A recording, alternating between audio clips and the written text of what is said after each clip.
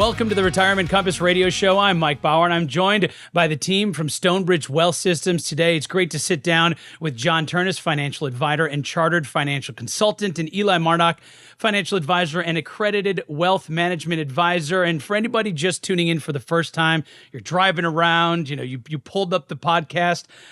Thank you so much for joining us. If you're new, we're going to take the headlines, the trends, the real questions that retirees and pre-retirees are asking and translate it all into plain English.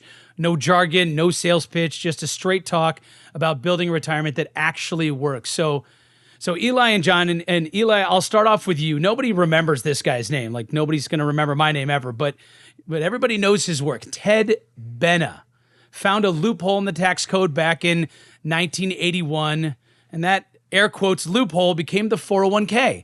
Everybody knows that now. The same account roughly 70 million Americans use today. I'm sure my numbers are a little bit off there. Yours are probably better. But the guy who invented it says it's not working anymore for a huge chunk of the workforce, and that he's built something now called the Radish Plan. I don't know what that's all about, but to try and fix it. So right off the bat, the guy who invented the 401k says the 401k doesn't work anymore. Eli, do you agree with that? What's your first reaction? Yeah, I mean, I think it's interesting.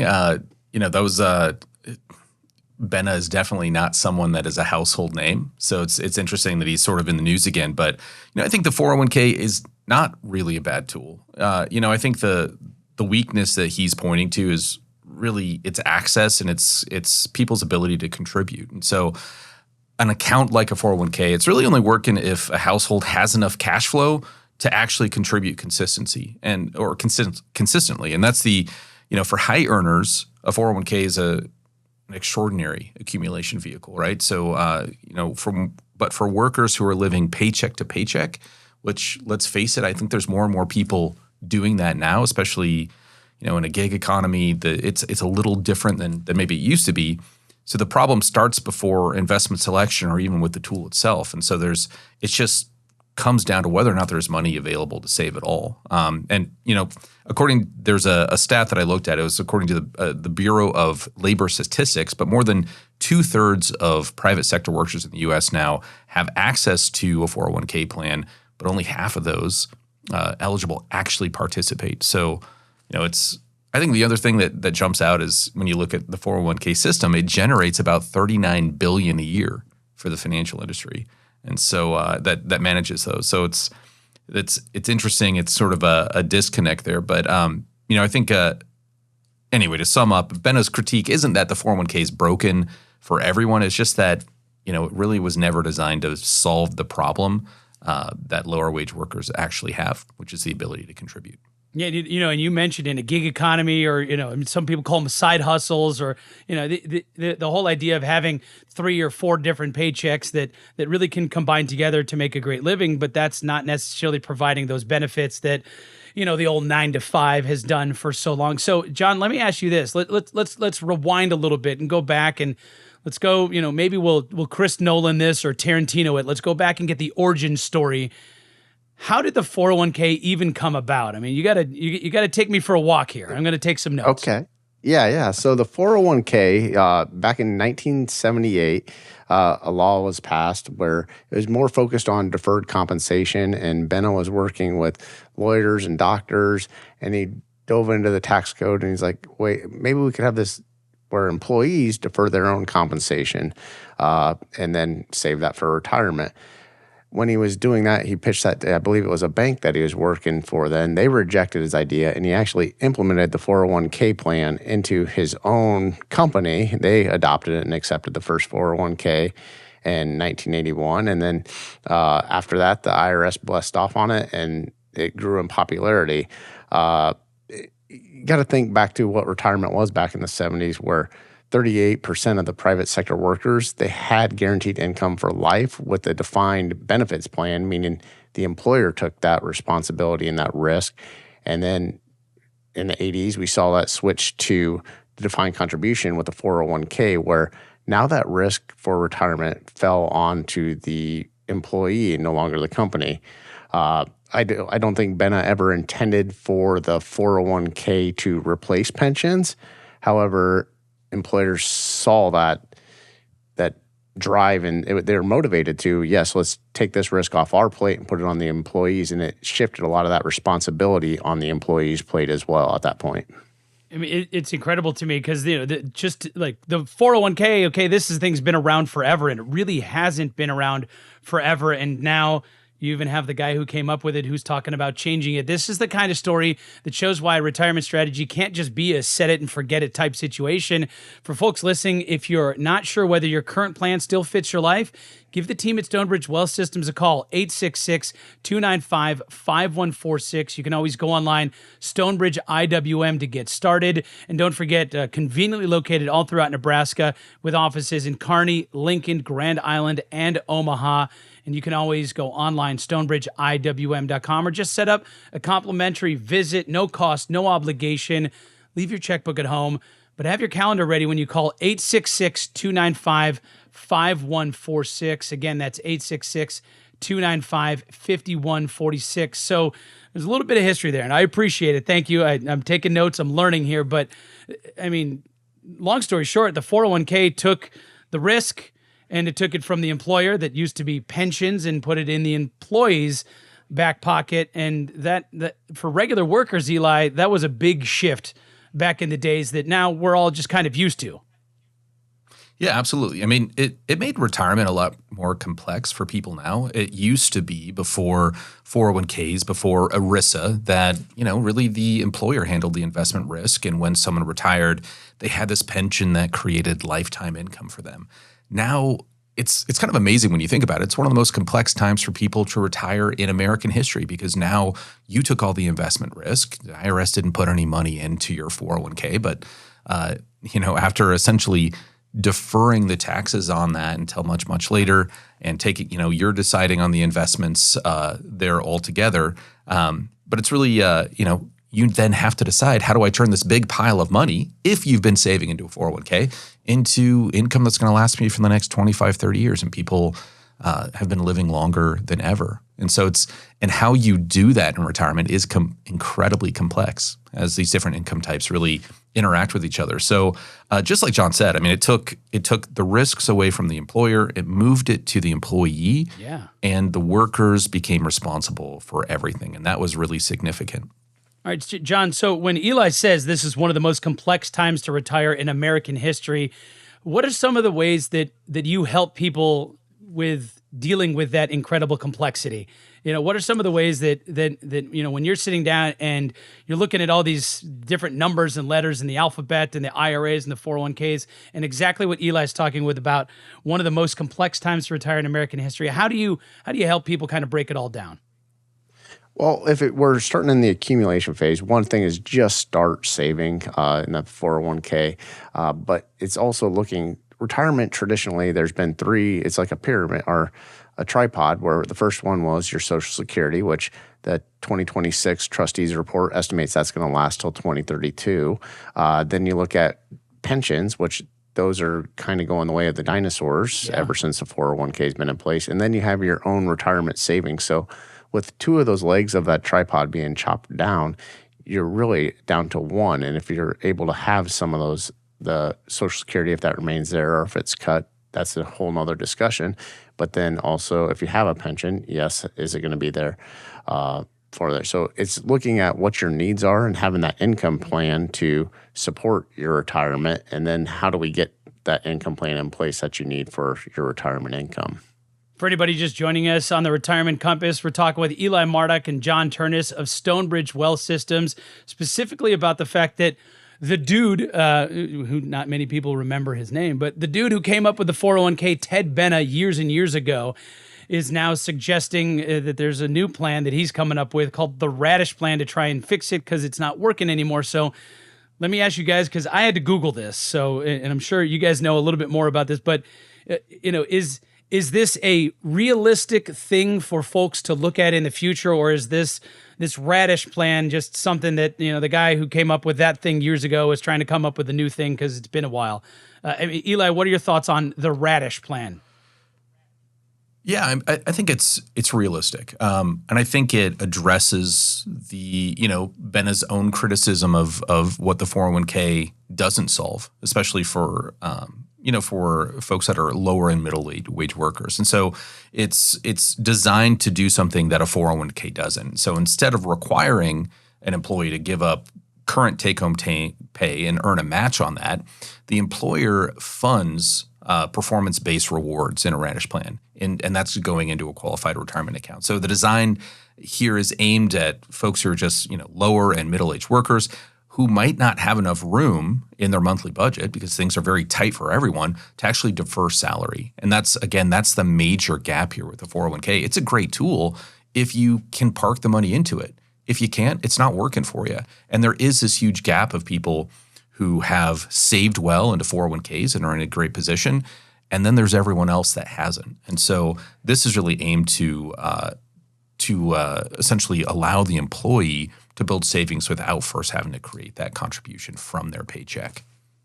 As you mentioned a little while ago, Eli, one of the most complex times to retire in American history, and here's another wrinkle thrown into it. And for anybody just listening, that's pretty much the 401k story. We went back in history. The guy who kind of invented the 401k is now saying it doesn't really work. And it's right out of the headlines. If this conversation has you wondering if your own accounts are still working the way they should, the way that they did years ago, that's the kind of question the team at Stonebridge Wealth Systems can help you answer.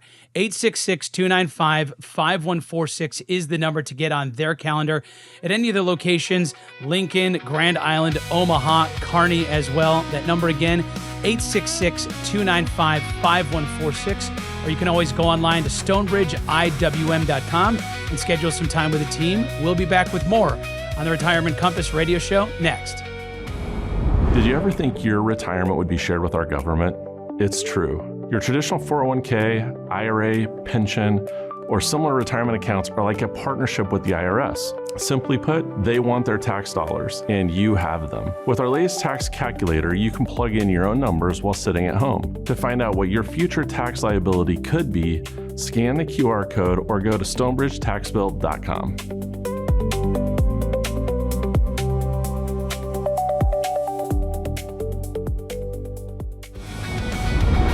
Welcome back to the Retirement Compass radio show. I'm Mike Bauer, but more importantly, joined by John Ternus and Eli Mardock of Stonebridge Wealth Systems. John, a financial advisor and certified financial planner, and Eli, a financial advisor and accredited wealth management advisor.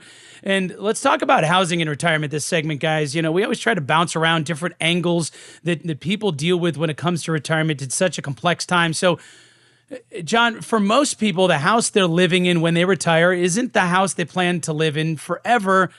A lot of folks realize they just got too much house. Downsizing crosses their mind. Maybe they want to jump into an apartment or something like that. Don't want to have to do the yard work. Don't want to deal with all the land upkeep. But it's a hard decision to actually tackle, right? There's always a real emotional component to it. Plus, obviously, a long list of logistics. Can you help walk us through that transition moment for a lot of people, John? A lot of times, once you retire, it no longer makes sense to live at your current location, whether that be the commute, and you kind of realize that, living where I am, it doesn't make as much sense. I would rather be closer to family, or maybe I'm in a place where there's higher taxes, or I just really don't enjoy living here now that I have more control over where I'm living. It's not tied to my paycheck. The retirement living research found that the majority of retirees that are 50 and older, they move into smaller houses. That's another big decision point there. Their current house is just too big for them to live in. They don't have the kids at home anymore. And a lot of times we find that retirees, their home may be one of their biggest assets that they have, and they don't need that large of an asset. So tapping into some of that equity may make sense for their income plan as well. They may relocate to a lower tax state. And then also the potential cost of long-term care is another factor on their current living situation. And I just know a lot of folks in my life that they've moved for healthcare reasons, that maybe they're in an area where there isn't a great hospital system, there isn't great care options available, and that's another element that maybe goes into it. And look, for anybody listening, if the plan is to stay, downsize, relocate. That financial decision is as much as it is a lifestyle one, and it's worth running the numbers before you can run the moving truck, right? This team at Stonebridge Wealth Systems can help you take a look at both sides. Give them a call, 866-295-5146, or you can always go online, stonebridgeiwm.com. And again, that number, have your calendar ready because you'll get right on their calendar in either Kearney, Lincoln, Grand Island, or Omaha at 866-295-5146. Eli, do you really think it's more of a trend? I mean, what's actually motivating people to relocate in retirement right now, if that's changing at all? Yeah, I think John said it well, and it's total life economics. It's not just one thing, right? And so it's not just one attractive feature. So taxes, of course, are going to matter. Housing costs matters. Insurance, healthcare access, traveling, just proximity to family. The maintenance there can be really tough as you get older. And so, and maybe just having a support network that you might need later. So just being around people that you care about and that care about you. And so, a lower tax state though can be more expensive if the rest of those costs move the other way. And so, I think when I talk with clients about this, it's, we really compare two complete retirement lifestyles side by side, rather than choosing a state from a ranking or discovering the right. I think we have to look at the hidden costs around the move, and it's not just one factor there. And so, but I think overall, there's a study that came out recently that found that retirees are choosing more moderately priced homes and favorable tax states, and sorry, Nebraska, but communities that support long-term independence as well, and rather than simply chasing just either the biggest house or the lowest price. So there's a lot of factors that come into it. John, Eli just mentioned it's about total life economics. Now, you guys aren't real estate agents, and you even mentioned, Eli, some of the hidden costs there.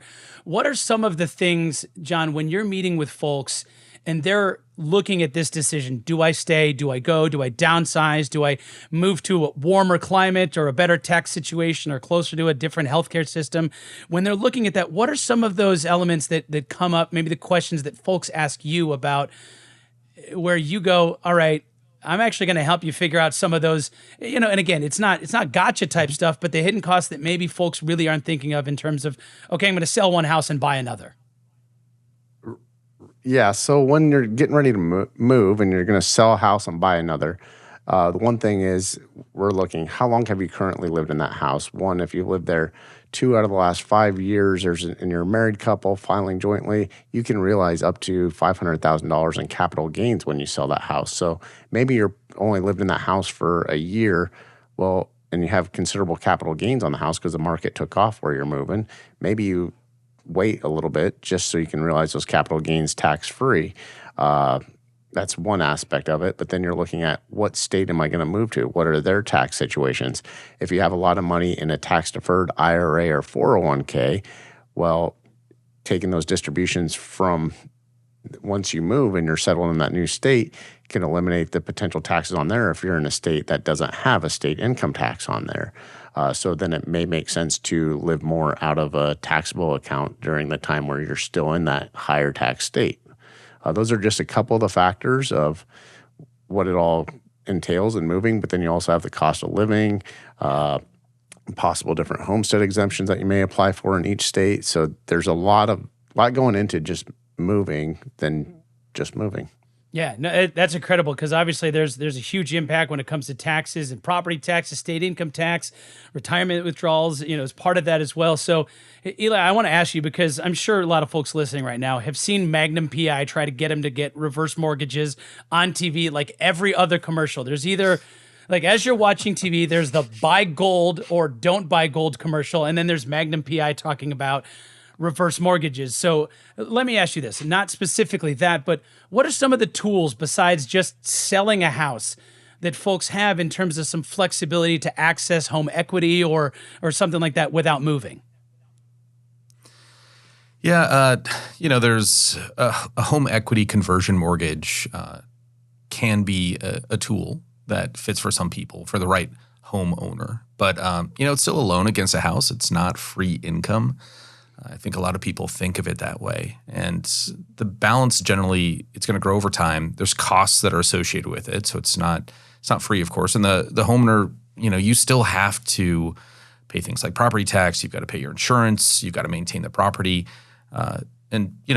Used carefully, a line of credit can give you some flexibility in terms of income and retirement, and can reduce pressure to sell investments at a bad time if we were having a tough market situation, for example. But oftentimes, at least my belief is if you're doing the right planning to begin with, you're not putting yourself in a position where you might reduce your options or have to take on some of these options that maybe aren't the best ones. And so, again, I encourage people in that 5 to 10 year period before even entering retirement to really look at things, because the decisions you make during that time period will reverberate throughout the rest of your life. And so when you do it right, you have a lot more options in retirement. And in retirement, money's important, of course, but options are maybe the most important thing that anyone can have in retirement. And the folks that don't plan well have the fewest options. And that's something where great planning can really, really fix that.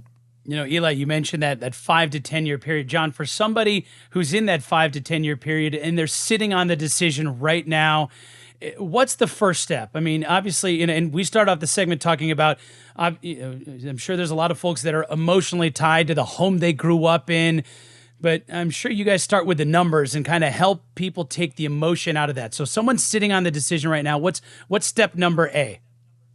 So we're going to compare if you currently lived in your current house, or if you're going to move, and what does that look like? But like you said, Mike, there's a lot of emotional connection to that house. Maybe you still have that doorway where you have your kid's height marked for every year there. So there is that emotional connection, and walking away from it, you're kind of closing a chapter in your life and opening a new chapter, and that can be scary because no one knows what the next chapter may entail. It may be a good decision or a bad decision, but we can help with the financial side and also walking through those emotional side and seeing how that emotion plays in to maybe that logical decision that we're programmed to try to figure out as financial advisors. But ultimately, all the decisions are driven by emotions. So it's finding that balance and helping you understand that you're making these decisions by emotion, but also let's add some logic to it. So I think the first step is understanding it's going to be an emotional decision, but we can help apply logic to that emotional decision. That's way better than advice than I would give, which would be just take the doorway with you. Just cut the doorway out. Take that door. If you're emotionally attached to the doorway, just take that, put that in the new house. I like but that it's idea, not Mike. just I the think it's really doorway. good. You remember your kid running down the hall there, and so. Hey, look, for anybody listening, maybe you haven't started thinking about this yet, and it's the time to do that. Maybe it's not the time to do that. It's an emotional decision. And I love what Eli and John said, which is they're going to help you take the emotion out of it. Because if the financial decision is a really good one for you to make one way or the other, and they can help you see that through the emotions, then your decisions in retirement might be quite a bit easier, and you don't have to figure it out alone. If you're weighing whether to stay, downsize, relocate, or do some combination thereof, reach out to the team at Stonebridge Wealth Systems, 866-295-5146. That's 866-295-5146. Avoiding the decision doesn't just remove it. It just means the decision may get made under pressure later. Maybe it gets made in a state, court or in probate court or something like that. So maybe you can seek out the team at Stonebridge and they can help you make that guided decision now. StonebridgeIWM.com is the website. And don't forget, they have offices in Kearney, Lincoln, Grand Island, and Omaha to serve you. We'll be back with more on the Retirement Compass Radio Show next. Hi, I'm Jeremy Gove with Stonebridge Wealth Systems. Are you taking too much risk with your retirement or not enough? Most people really aren't sure. That's why we created the Stonebridge Risk Quiz. In just a few minutes, it helps you discover your personal risk tolerance. Your score could reveal why your investments sometimes feel too aggressive or maybe too conservative. It's quick, simple, and eye-opening. Scan the QR code or visit stonebridgeriskquiz.com to see if your money matches your mindset.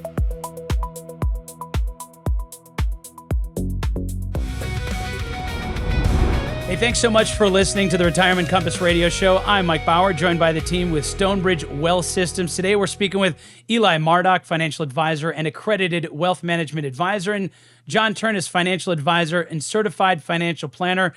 And John, I want to pull back the curtain a little bit here because you guys are not in the same place. For anybody watching on the podcast, they're sitting in two different studios. So, we have 4 offices: Kearney, Lincoln, Grand Island, and Omaha. If somebody picks up the phone and calls 866-295-5146 and they want to meet with you, where are they heading, John? Where are you based? So, Mike, I am in the Grand Island office. It's not really too grand, and it's not an island either, so it's kind of false advertising, but it's still a great place to live and raise kids. But so they're going to call. We'll set up an appointment with us, and the first appointment is really just getting to know them, maybe help discovering some goals they don't have, just kind of figuring out what makes them tick so we can design a plan for them, because nothing is cookie cutter, but designing a plan tailored to them so we can help meet their goals. And sometimes they might not even know those goals, but we'll help them discover them and kind of explore what they want to accomplish in their retirement. But so that first meeting, we're just diving into them. And we're taking that information, we're applying it to our retirement compass process, which is 5 areas that we look at when we're building any financial plan. We're going to start with your income planning, because that's really what drives your goals. And maybe that's when to take Social Security, having a plan for inflation. Those are just a couple areas that we look in there. And then we dive into the investment planning. And the investment planning is the fuel for your income plan. So it's tailoring that investment portfolio to help meet your income plan needs, because it does you really no good if you're just having that income grow in the investment accounts and you're never going to touch it. It has to have a purpose, and that purpose is to fuel your income plan. Then we dive into tax planning. So it's not how much you really make in that income plan if it's not tax efficient. It may make sense to save tax deferred now, but you have to have a plan to get that money out of that tax deferred account later on in retirement. Then we're going to dive into healthcare planning and risk mitigation there. In healthcare, that potential cost of long-term care can destroy a financial plan. I'm sure every one of us knows a horror story of, yes, mom and dad were great, but then that long-term care cost came in and destroyed their plan, or just healthcare costs. So we have to tailor that plan into the healthcare risk there, into the plan as well. And then we're going to dive into estate planning and legacy planning. So we want to make sure that you have those proper documents in place. And also, when we look at legacy, it's not how much as far as the documents, but how you're remembered after you're gone. You know, we all kind of pass away twice. Once when we stop breathing, but then the second time when no one has any memories or says their name again, that's when we pass away the second time. So how do we live on? Is it maybe funding college for the grandkids or taking the whole family on a large vacation every year? But that's how you're going to live on, because your heirs are going to have those memories of you, which a lot of times creating that legacy plan costs money, so it ties back into the income plan. So we have to look at all 5 of those areas. Otherwise, we're doing a disservice to our clients when we're financially making a plan for them. And really quick, Eli, you're based in Omaha, I believe, right? Yeah, that's right. Omaha, Nebraska. We're in the Miracle Hills area, so about 114th and Dodge. Excellent. So if you're looking to meet with John in Grand Island, and you want to meet with Eli in Omaha, or obviously any of the amazing folks in Kearney or Lincoln offices, you can do so. 866-295-5146.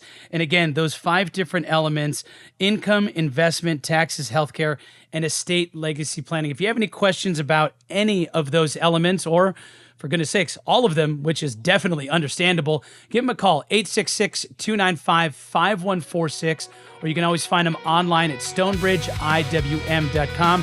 Whether you're starting a plan or if you need a second opinion on a plan that you have right now, don't forget you can't get a second opinion from the person who gave you the first. Give the team at Stonebridge a call, 866-295-5146. Hi, I'm Tim Kohanic with Stonebridge Wealth Systems.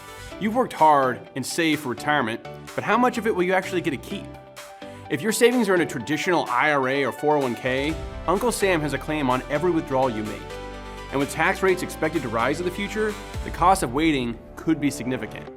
A Roth conversion may help lower your future tax burden. Want to know what your liability could look like? scan the QR code or visit stonebridgerothquiz.com to take our Roth conversion quiz today and see if a conversion makes sense for you. Hey, thanks so much for listening to the Retirement Compass radio show. Hanging out today with John Ternus and Eli Mardock, both financial advisors at Stonebridge Wealth Systems. I'm Mike Bauer, but let's jump right into emotions. I'm not going to ask you guys to be, psychologists or psychiatrists or anything like that, but we do talk a lot on this show, and you hear a lot all throughout media about taking the emotion out of financial decisions. We even recently, the three of us talked about maybe downsizing a home or moving away from a home that you have a financial, maybe a benefit there, but emotionally you're tied to it.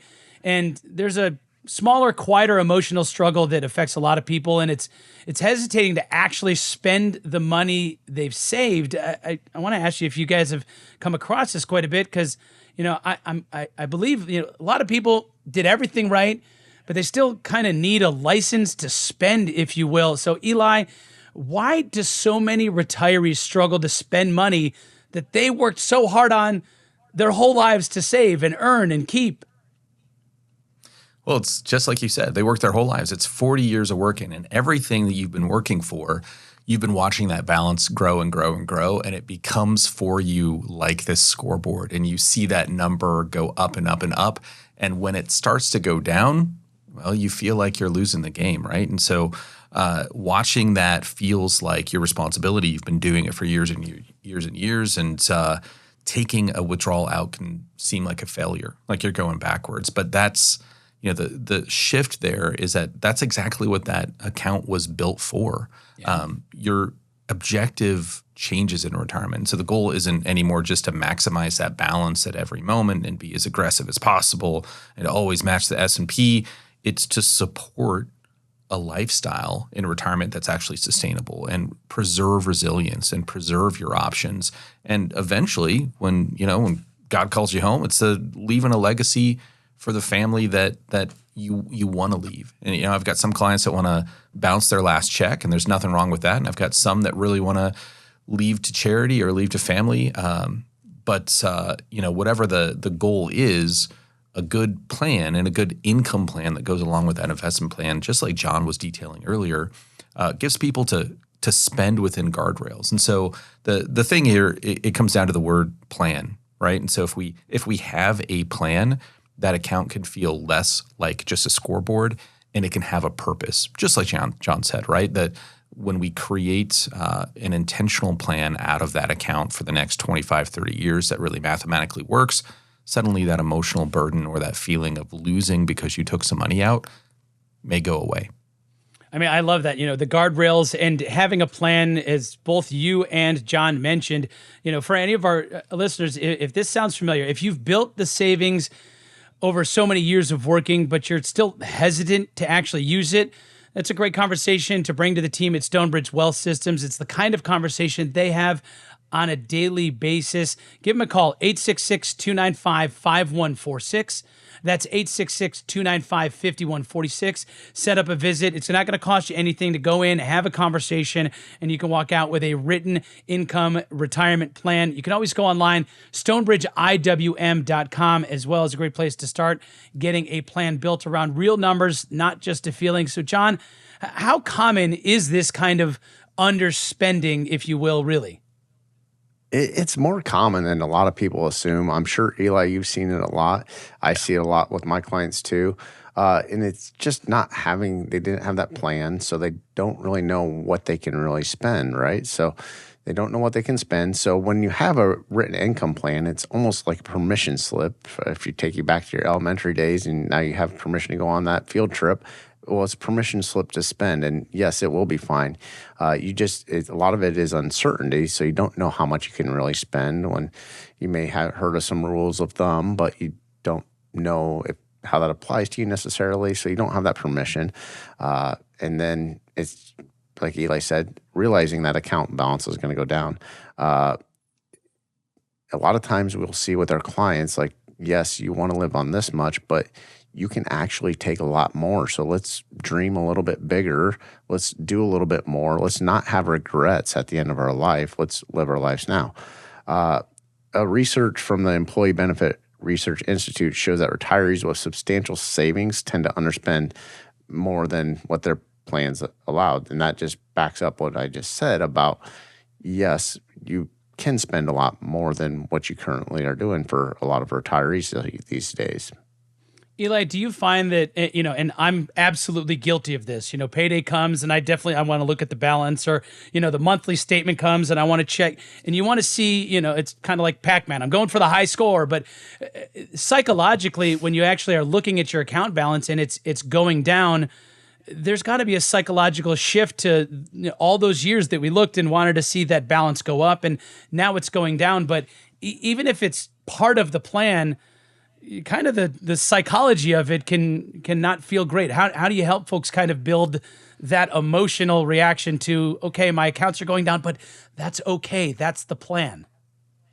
Yeah, absolutely. Well, the reality is, and there's a lot of research that's gone into this, but people feel loss really intensely, and they feel that in a way that's much more intense than any equivalent gain would be. So that declining balance can feel terrible, especially when you've been working and saving for so long and you're not moving in the direction that you wanted to see go. But the other thing is that retirees often know that those early market losses can be more dangerous, and the jargony phrase for that is sequence of returns risk. And so it can be hard to recover from large losses early in retirement. But the solution overall, and I'm sure John and you feel the same way with this, but it's not to tell them to ignore the feeling or to not have those emotions, but it's just simply to understand and to balance it with an understanding that normal market declines happen, and that what actually threatens the plan isn't necessarily that decline that will happen. It's sort of, Tim always says, the volatility in the market, and I agree with him, is sort of it's the entry fee to the market and all the gains. And so you have to understand that there's going to be some volatility there. But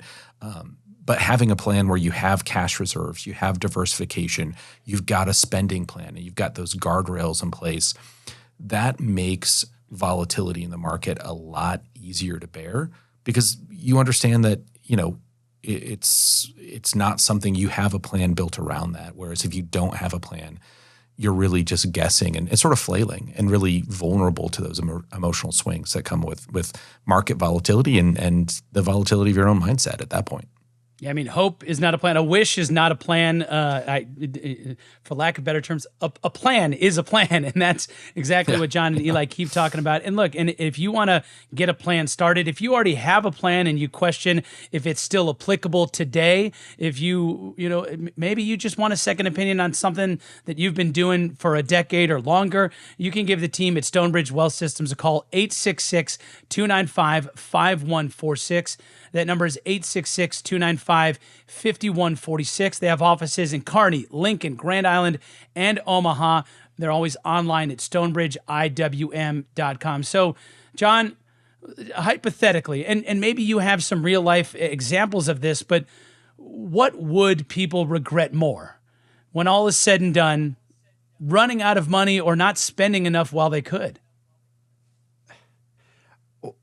Let's go to the worst case scenarios. If they do run out of money, they will regret that.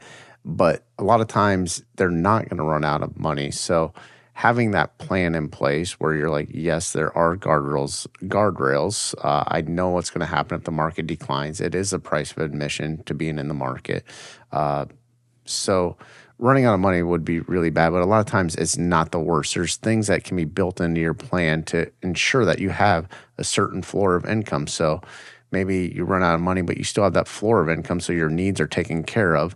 But you also got to enjoy the utility of having all those funds and maybe your go-go years, your early years in retirement, and now your assets are depleted. So running out of money would be catastrophic to a plan, but the key to having that is you had a plan to begin with. So, and if it's a good plan, you had contingency options for if you did run out of money and you had that loss there. And John, obviously, kind of threw a loaded question at you there. Hypothetically, running out of money, not spending enough while they could, and emotionally, as you mentioned, when God calls your name, Eli, going there with regret that you didn't spend it while you could. So, either way, the solution to avoid both of those, running out of money and regretting not spending enough while you could, is to have a plan and meet with the team at Stonebridge Wealth Systems, online at stonebridgeiwm.com, or you can give them a call at 866-295-5146. All right, Eli, I want to close this out because you threw a jargony term. You threw out sequence of returns risk, and I want to return serve with another one, decumulation. What is decumulation other than a double word score in Scrabble? Yeah. So decumulation is really that part of the plan where we move away from the accumulation phase of retirement. So when we think about our retirement and our financial lives, we really have two phases. And we've talked about the first one already, which is, for 40 years I'm saving, and how consistent is that saving? What's my rate of return? And it's all about saving, and watching that number up. And so that second phase, the accumulation phase, the distribution phase, is really what we enter in retirement. And it's a complete mindset change. And that's where things get complicated. Early in the show, we talked about how, this is a really complex time for people to retire in the country.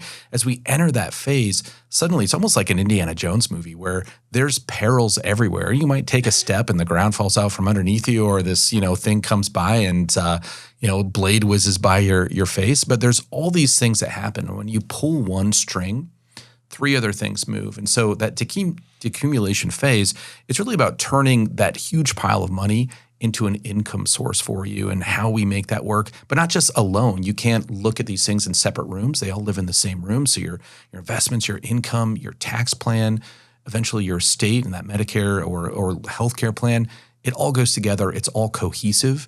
And so it's where that things get a lot more complex in that decumulation phase.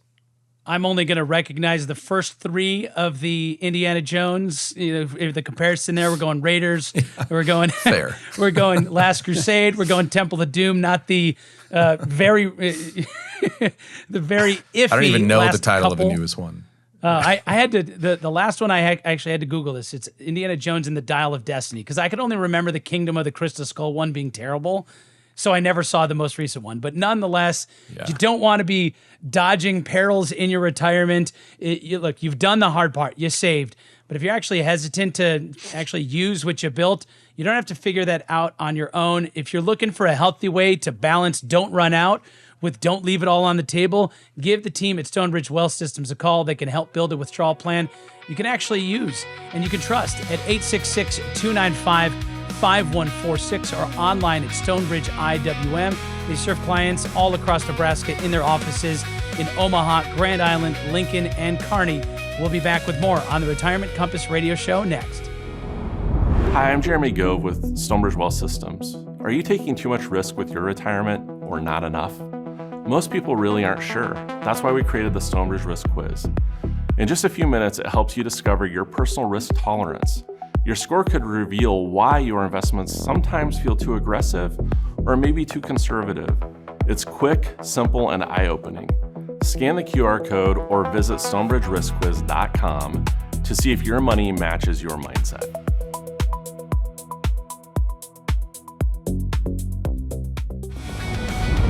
Welcome back to the Retirement Compass Radio Show. I'm Mike Bauer. Don't forget the team at Stonebridge Wealth Systems can always be reached by phone at 866-295-5146 or online at stonebridgeiwm.com. If you want to head out to Kearney, Lincoln, you want to go see John Ternus in Grand Island, you want to go to Omaha and visit with Eli Mardock, you can do so, 866-295-5146. Those aforementioned gentlemen are joining me today. John Ternus, financial advisor and certified financial planner, and Eli Mardock, financial advisor and accredited wealth management advisor. And guys, in this segment, I want to break out I want to take a look at some of the questions that we get. Not the questions that I ask, but these are the questions that maybe our listeners have sent in, and these are situations that can really, completely change somebody's financial future depending on which way they go. So, John, here's our first question. We were asked, I'm about 6 months away from retirement, but my company just offered me a buyout.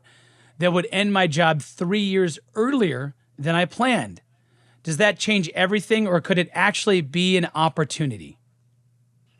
It could be either one, actually, because it all depends on how old you currently are. You got to think, if you're retiring 3 years earlier, now are you age where you can actually start Medicare? So how are you going to cover your healthcare expenses? Does that mean you're going to go to the marketplace, or how are you going to get your healthcare if you retire 3 years early? It also affects Social Security. Are you going to turn on that Social Security right away? And what's that long-term income strategy? What's that effect is that going to have if you start Social Security?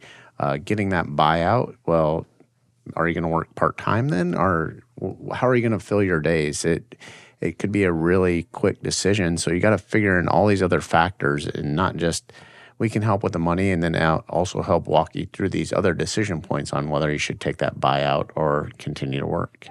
And I'm sure that's a question that many folks are, have come across, especially, when you take a look at the incredible change in the workforce back in the COVID years in terms of, okay, there's a lot of buyouts, and work at home has changed the way that work looks. So I got another one for you. This one I'll toss to you, Eli. Here's another question we got from one of our listeners. Thank you so much for sending in questions.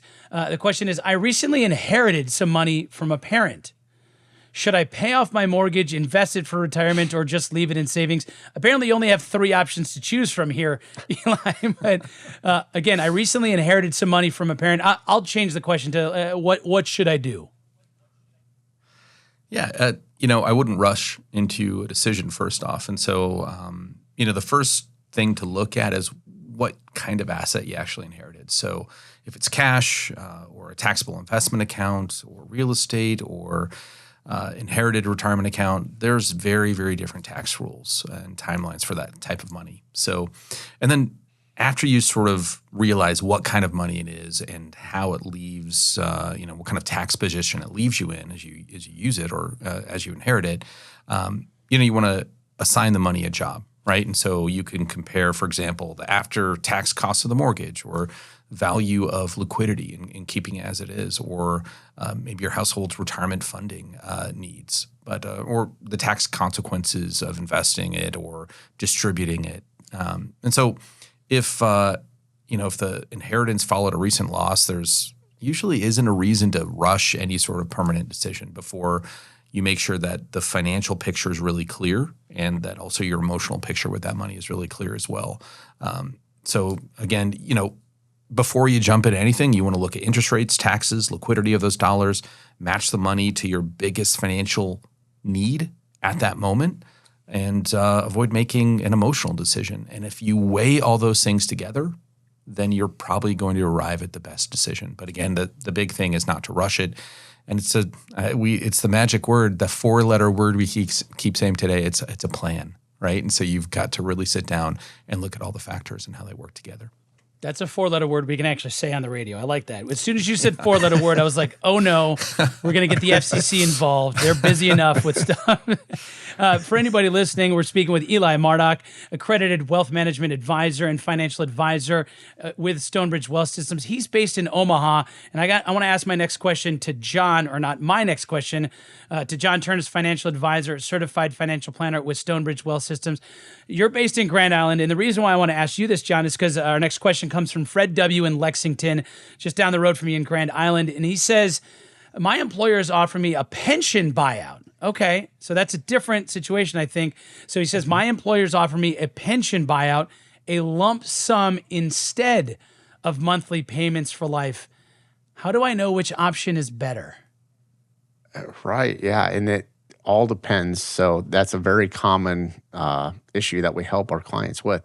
So it's kind of going back to Ted Benna and the 401k. So basically, if you took that lump sum payout, it's all on you, and it's all that risk is on you. It's a 401k, or it's tax deferred, but all that risk is on you. Whereas a pension is going to be on the employer to pay you for the rest of your life. If you look at mental accounting, you'd have that income. So you got to consider, am I more likely to spend all that money as well? So there's a lot to go into that decisions. We can help add logic to that very emotional. Some people want that money, but we want to look at the guaranteed life income. What are the spousal benefits should you pass away earlier? So is that going to continue for your spouse? Or as if it didn't have any spousal survivor benefits, well, then the cash might make more sense. But we can look through those and look at it both mathematically to see which one has a greater impact on your plan overall. And then also going through, maybe it doesn't have the most mathematical impact, but you're going to spend that money and get more enjoyment out of that money if you have that license to spend with that paycheck coming in with the pension. So we'd love to sit down and go through those options with you and figure out which one is the best for you. All right, so our next question, this one's going to be tough for you, Eli, because it comes from right in between Lincoln and Omaha. So maybe you're going to convince him to come to Omaha and visit you in the Omaha office.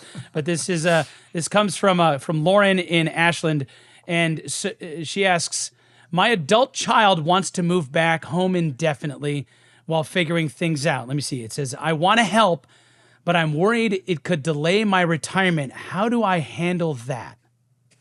And Well, first convince, Lauren, I was going to say. Oh, go ahead. I was going to say, I've got an office in Lincoln and Grand Island, so it's either direction suits me just fine. But, this comes up a lot. I've got a lot of clients who've been in similar situations, and helping an adult child can work, and it can be consistent with a good retirement plan. But it's the open-ended support where families get in a lot of trouble, and putting a dollar amount and a time frame around the help before that move potentially happens, and then measuring what the support does to retirement cash flow along the way. And your goals overall is really important. So I think it's just important first to create a boundary that protects you without turning, the relationship into something that's like a financial transaction, right? It's your child, so, you love them and you want to help them as much as possible. But you also have to we use this example a lot. It's like being on an airplane. You want to make sure when that drop of pressure happens that you put your own mask on first, and then you're going to help the person next to you. And the same logic would apply in this situation. You want to make sure that your mask is on, and then you can help your child. And so again, just set clear expectations, set a timeline. I wouldn't leave it open-ended.